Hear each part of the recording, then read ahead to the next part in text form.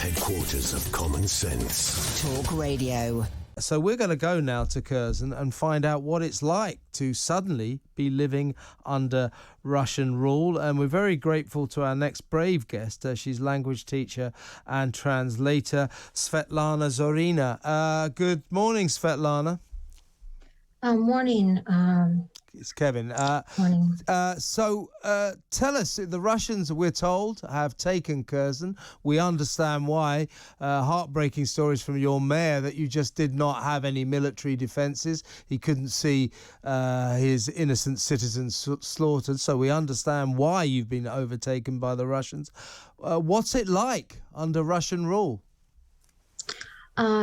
First of all, I want to say that our Ukrainian flag is still flying under our mayor's office, and our mayor is Ukrainian mayor Igor Kolokhaev, who's continuing to do his job. So he's continuing to organize people, to provide us food as much as possible right now. So the flag is still Ukrainian.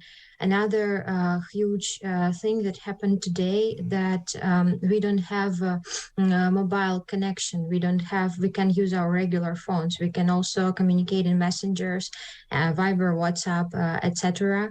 And Russians occupied our TV station. So now they show all the interviews of our politicians translated into Russian, and they change facts and changes the information. And there is also a fake meeting organized on the main square of Kherson. They brought people from Crimea, Russian people, and they will make pictures, make videos and show it. And they want to claim that Kherson people want to become a part of Russia. It's not true. We are Kherson people not going to this meeting. We want to stay Ukraine. We are Ukrainians. And we support you all the way. Did you come under fire? Did the city of Kherson come under fire before the Russians rolled in? There is, they bombed our buildings. They set on fire some like mall, the only mall we have in our city, other organizations. So now it seems like it's quite quiet outside, but they started to rape our women. So now it's very dangerous to go outside, especially during when it's dark. So there are. You're accusing the Russian soldiers of raping Ukrainian women in your city, Kherson. Yes, I heard about a few cases from people I know, unfortunately. Oh, dear. Yes. Well, I was going to ask you, but you better not do this, Svetlana. If you walked out onto the streets now, would you see Russians walking around? Would you see tanks? Would you see the occupying forces? They have a few points where they're located, and I'm trying not to go there because I think it's like committing suicide. So, but one of it's all, they are all over the city, and I'm trying to avoid it. So today I went outside, but it was very scary, but I needed to buy food, so I didn't have choice. Yeah, well, Yes. That brings me to the next question. What are supplies like? I mean, you clearly still have electricity, water, power. What's the food situation? How are you in terms of the basic amenities that we require in civilized life? Personally, I have electricity, water, internet, no mobile connection, but we have Wi-Fi. And but it's not, the situation is not so good all over Kherson and Kherson region. People here and there don't have electricity, water, but our mayor and our Ukrainian government still functioning and trying to provide us the best they can to fix electricity, water if it's broken or something. So have there been any fatalities? Are any of your fellow Kherson citizens dead? Yes, Kherson citizens, it was a lot of people were killed. Like their cars with, now non-military people, they just shoot it. And, young men were shooted, just men, not military guys, but men who wanted to protect our city. They were shooted by Russians. So it's horrible. A lot of people dying. So that's why our government asked us to stay at home, stay safe, and not to go outside if possible. So Yes. What do you feel towards the Russians who have invaded and occupied your city? We had a great life in Ukraine. We didn't have anything we have to be saved from. So I feel, I cannot describe what I feel. It's horrible. I loved my life here. Everything was good.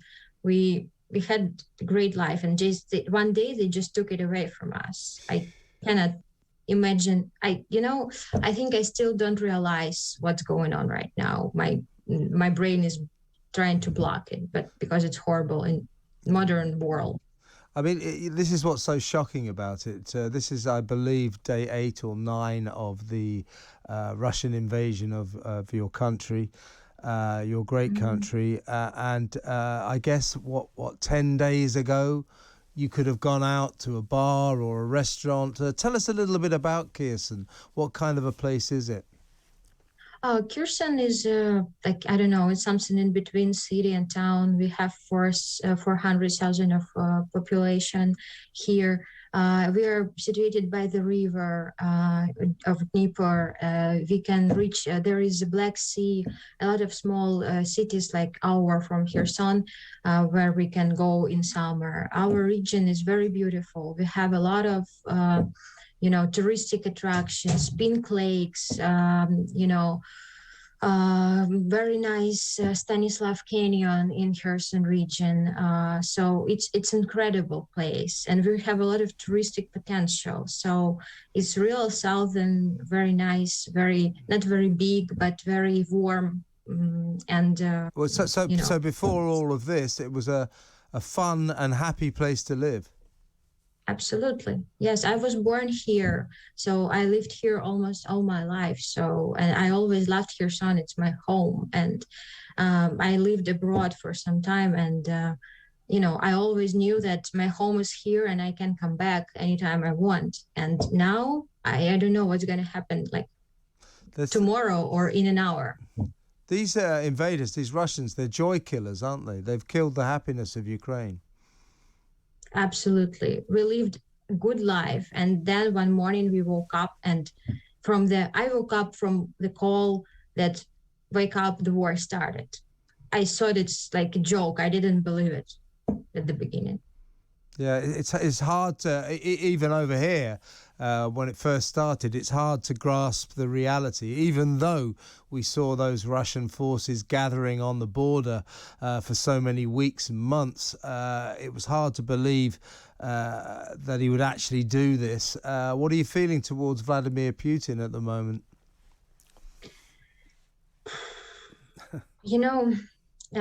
We have a saying in Ukraine: who will come to our land with a weapon will die from the weapon. So I don't want to say anything else. I think this phrase describes my feelings very well.